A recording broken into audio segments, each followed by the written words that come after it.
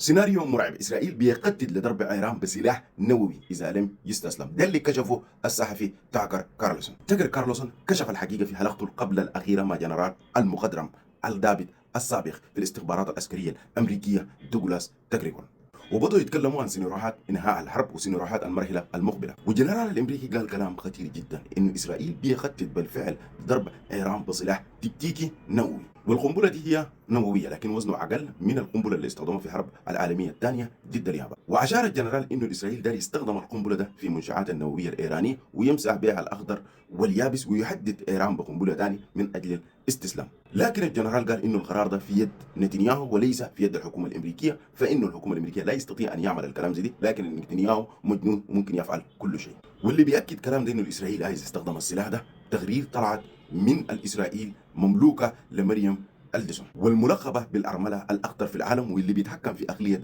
دونالد ترامب، لأنه هي من أكثر من تبرع في حملة الإعلامية الانتخابية لدونالد ترامب. التقرير اللي جه في الصحافة بيقول إنه مسؤولين رفيعين جدا من الإدارة الإسرائيلية، إنه الإدارة الأمريكية والحكومة الأمريكية أبلغوا إسرائيل لديهم مدة أسبوع لإنهاء الحرب مع إيران. وإسرائيل عايز شنو من إيران؟ عايز يقضي عن نظام الخامنئي وابنه الحرس الثوري وكل الحاجات دي وبما فيهم النووي وما أدراك ما النووي والتنقيب.